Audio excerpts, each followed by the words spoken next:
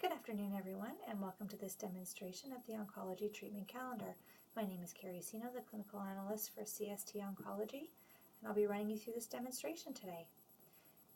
So, as you can see, I've logged into PowerChart as the Oncology Ambulatory Nurse. My login is just up here.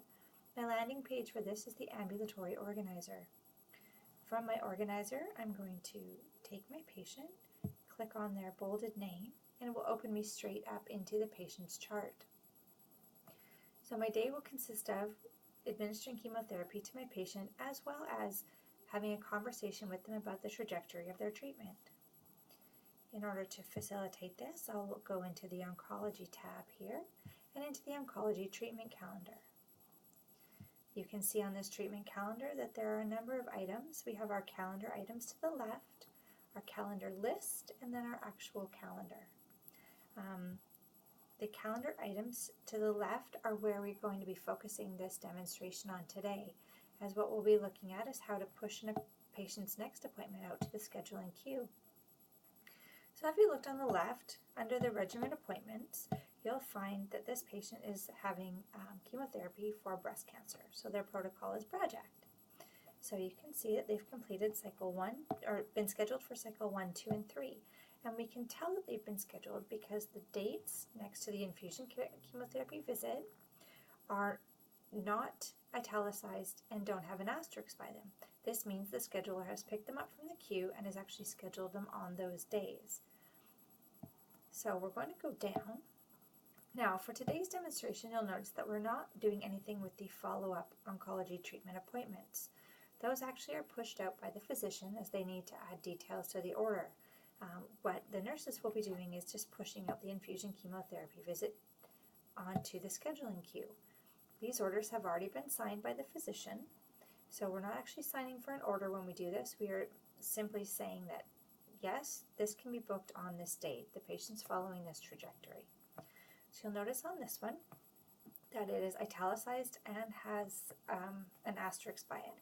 It means that this is just an estimated start date. But what we want to do is actually push this onto the queue.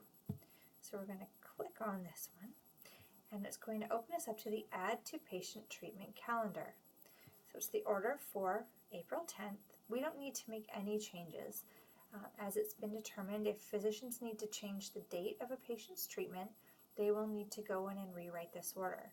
As a nurse, all we are doing is asking the scheduler to schedule what has already been written. So we are going to sign this order, and it's just to say that we are the ones pushing this out. We're going to put the physician's name in, and no co-signature required. There we go. Okay, so now you can see that this has changed from being italicized to being regular font with an asterisk. This means that the scheduling appointment has actually been sent to the scheduling queue. So now we're going to flip over to be the scheduler. So when the scheduler signs into the scheduling appointment book, they're going to be able to find this patient a number of different ways. Because the future request list is actually quite long, I'm going to look this patient up just by their name. Okay, so we're going to find this patient and we're going to see, there we go. I'm going to try and find this, there we go, we found it. And we're going to see what appointments need to be scheduled for him. Okay, you can see as a number of appointments that need to be scheduled. Right now, all we're going to do is look at the infusion chemotherapy visit, which is the one for April 10th that we were wanting to, that the nurse had pushed out for us to book. So again, we're in as the scheduling clerk. We're going to go and we're going to complete this request. Okay. So the mandatory fields for the scheduler are if an interpreter is required. This will pop up on every appointment, every time. All right, we're going to move that patient over to the work in progress list. You can see now it's highlighted. And we're going to have them put ourselves over to Wednesday, April 10th, which is when the suggested date and time was. You can see that up here. And we've moved this over to the work in progress list. So now we're going to have the scheduling appointment book suggest an appropriate time And because we don't have any people booked into the clinic at the moment, because it's just a test domain, we're actually going to get the day we want.